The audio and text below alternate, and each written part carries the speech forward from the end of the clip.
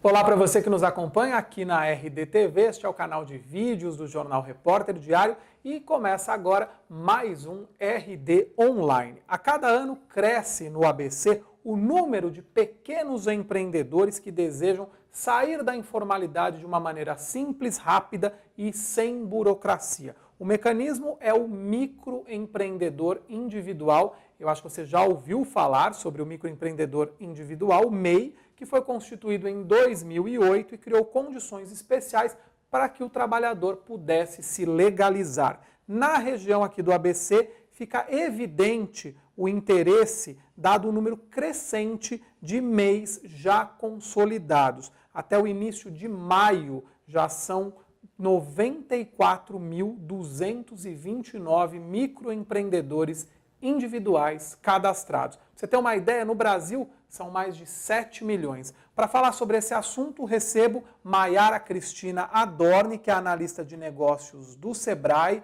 São Paulo, escritório ABC. Seja bem-vinda, Maiara. Obrigada. E o Sebrae, ele dá todo um suporte para quem tem esse interesse em se tornar um MEI ou fazer essa transição para o MEI. Isso mesmo. O Sebrae São Paulo ele tem como objetivo a orientação para aquelas pessoas que querem empreender, que querem iniciar o seu próprio negócio, orientando todas as etapas do negócio. Então, a parte do planejamento, a análise de viabilidade da ideia, a formalização do negócio e também, posteriormente, a gestão, que é os cuidados com essa empresa para que ela possa crescer e se tornar competitiva no mercado. Olha, eu falei aqui, né, tá aqui desde 2008, né, podemos contar com essa forma aí, o trabalhador pode contar com essa forma de legalização, que é o MEI. Quais os benefícios, além da legalização, obviamente, desde 2008, que benefícios vocês observam aí a partir da criação, do advento dessa modalidade? Tá. O microempreendedor individual, ele é a empresa que tem menos burocracia, tanto para abrir os cuidados com a empresa e o encerramento dela. É o único tipo de empresa que você não precisa de um contador para poder iniciar e o custo dela é muito baixo, né? O microempreendedor individual, ele vai pagar no máximo R$ 52,85 por mês. Esse é um valor fixo mensal, que já é a contribuição para a Previdência, o INSS, e também o imposto.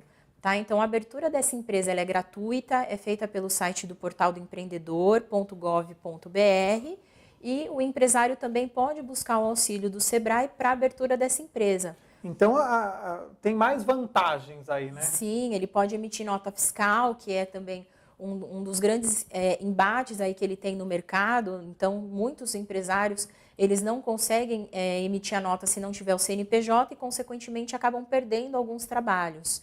Então, também é um dos grandes fatores que eles têm procurado a formalização, a legalização do empreendimento. Saindo só um pouquinho do MEI, tem muito, você falou do contador, né, da figura do contador. Tem muita gente, é claro que não é todo perfil de empresa que permite isso, mas tem muita gente hoje já deixando de lado a figura do contador, né, até com recursos na internet, solucionando a vida. Na verdade, a figura jurídica do MEI é o único tipo de empresa que não precisa de contador, porque o MEI está isento de uma escrituração contábil. Já a microempresa, empresa de pequeno porte, precisa dessa escrituração contábil, que quem tem é o contador. Então, por isso se torna obrigatório. Então a pessoa de repente enxerga um benefício ali, mas não está pensando na escrituração. Exatamente, exatamente. Tem todo um fator, não é, depois que vai afetar, que vai pesar, né, nessa decisão aí de deixar um pouquinho de lado a figura do contador. E voltando ao MEI, é complicado se formalizar? O que é? Não, a formalização é bem simples. Primeiro, precisa atender todos os pré-requisitos. Então, para se tornar um microempreendedor individual, se abre essa empresa sozinho, não pode ter sócio, não pode ser dono de outra empresa, você vai poder registrar até um funcionário. A atividade precisa ser... Pode registrar funcionário? Pode registrar um funcionário em carteira de trabalho. E a atividade, ela precisa ser permitida. Tá? Então, existe uma lista de atividades no próprio site do portal. Então, o empreendedor ele deve pesquisar se a atividade dele está lá e aí ele pode se formalizar através do site. E desde também que ele tenha um faturamento bruto de até 60 mil no ano. Então o faturamento bruto permitido ao MEI é de até 60 mil reais ano. Isso mesmo. Tá. E se ultrapassar esse valor, o que ocorre? Se eu me cadastrei como MEI e de repente ultrapassou? Sim. Se ultrapassar o valor, esse empresário vai precisar procurar um contador e vai ser feito o desenquadramento dele. Ah, tem que sair. Ele vai deixar de ser um MEI e vai virar uma microempresa. Ah, então não pode também vir com aquela desculpa, esse ano, um exemplo, eu sou MEI já há 2 anos, de repente num ano o faturamento extrapolou.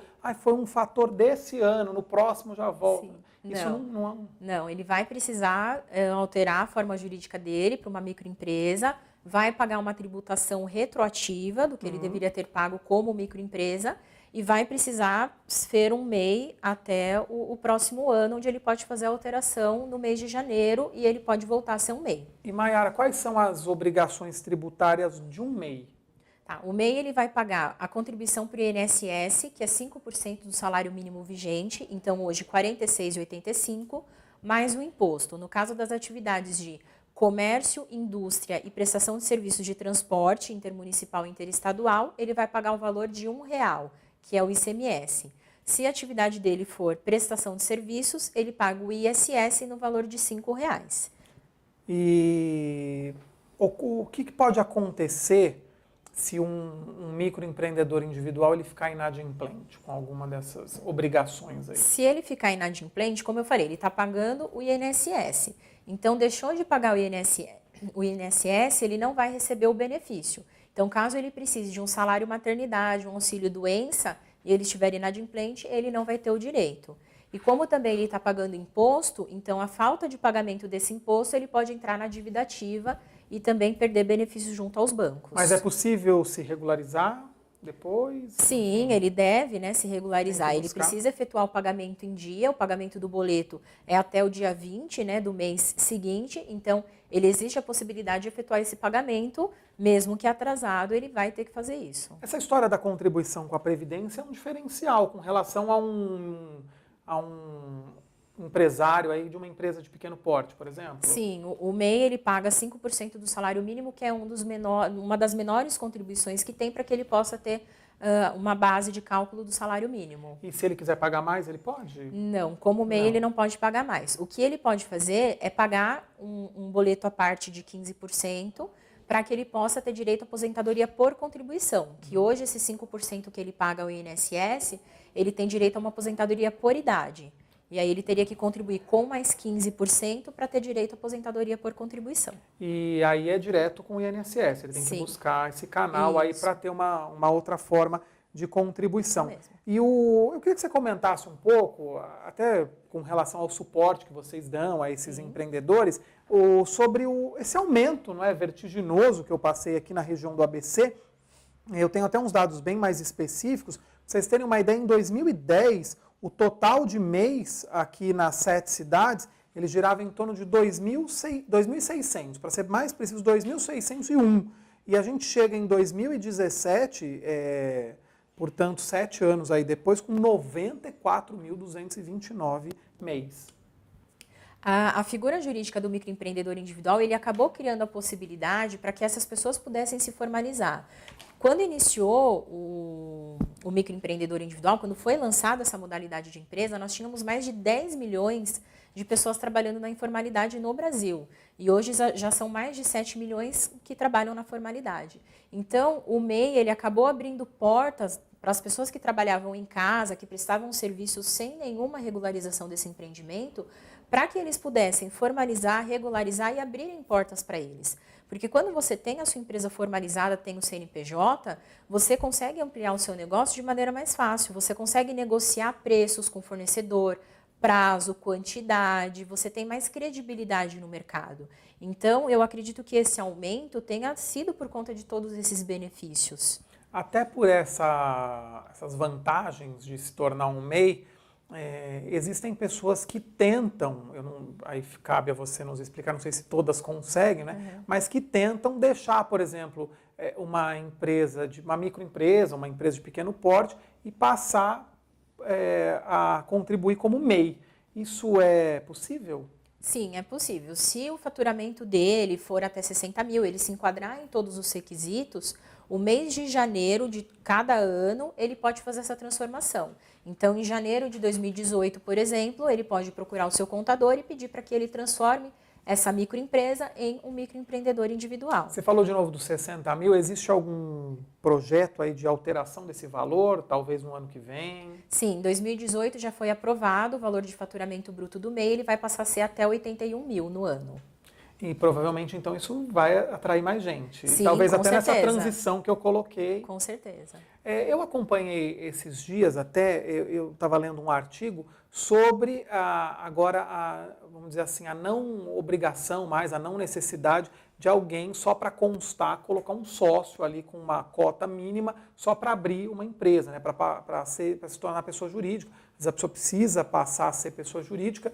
E aí tem toda aquela história da transição, EIRELI, isso, aquilo. Essas pessoas, pelo que eu entendi, então, se enquadrarem, elas podem ser MEI. O que vai diferenciar? Ela ser MEI, EIRELI? Qual é a diferenciação? É o faturamento? Isso, um dos grandes motivos vai ser o faturamento, tá? Então, o faturamento da microempresa e da empresa de pequeno porte é acima de 60 mil, né? Então, a microempresa é até 360 mil e a empresa de pequeno porte até 3 milhões e 600.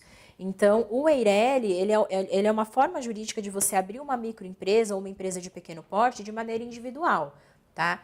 Se não, ele aí tem que ser um MEI, que obrigatoriamente ele vai ser um empresário individual. E de qualquer maneira a tributação e tudo mais do MEI, ela é mais vantajosa? Sim, de todas as modalidades de empresa, a do MEI é a mais baixa. E o Super MEI, o que é? O Super MEI é um programa do Sebrae, em parceria com o Senac, Senai e Centro Paula Souza, onde o futuro empresário ou o próprio microempreendedor individual, ele pode acessar o site do supermei.sebraesp.com.br e realizar cursos técnicos, cursos profissionalizantes por essas entidades. Então, tem cursos, por exemplo, na área da culinária, tem curso na área da beleza, automotiva, construção civil. Então, você escolhe qualquer um desses cursos que tem até 50 horas de duração, vai ter certificado e é gratuito através desse programa do Super MEI. E eu acho que é interessante, não é, que ocorra isso e iniciativas desse tipo, porque as dúvidas, quando você se depara com a necessidade, às vezes imposta pelo mercado, de abrir uma empresa, as dúvidas são inúmeras. Eu mesmo até coloquei aqui EIRELI, não sei o quê, você fica sem saber, empresa de pequeno porte, para que caminho eu vou, preciso colocar um sócio, não preciso, não quero ficar na informalidade. E vocês também, além do programa, não é, do Super MEI, vocês focam muito no empreendedorismo no Sebrae, né, com semanas focadas, dedicadas aí ao empreendedor. Isso, com Teve certeza. uma recente agora. Teve, agora do dia 8 ao dia 13 de maio, nós realizamos a semana do microempreendedor individual, que aconteceu em São Bernardo do Campo.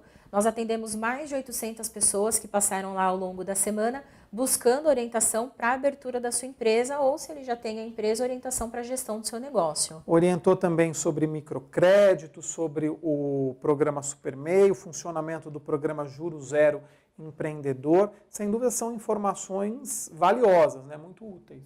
Isso, com certeza. E o futuro empresário ou empresário que tiver dúvidas, precisar de apoio, pode procurar o Sebrae São Paulo, escritório regional aqui do Grande ABC, que fica no centro, na Coronel Fernando Prestes, número 47.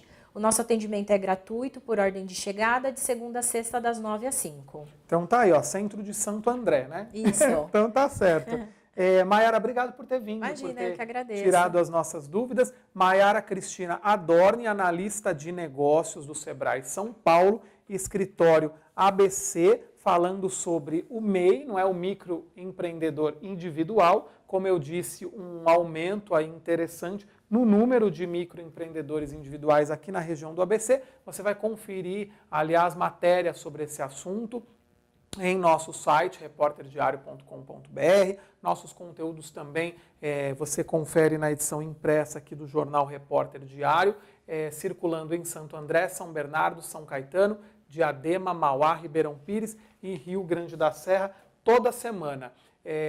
Já está aqui, ó, circulando, tá nas minhas mãos, a nova edição da RD em Revista, destacando a falta de creches aqui na região do Grande ABC, um problema seríssimo nessa área da educação. Também há matérias de economia, sobre o setor imobiliário, habitação, a necessidade aí de moradias populares, enfim, são muitos os assuntos. E outra forma de a gente se contactar é o nosso YouTube, o canal da RDTV no YouTube, e no Facebook a fanpage é Jornal Repórter Diário, tá? Pode curtir, pode compartilhar e a gente se encontra numa próxima.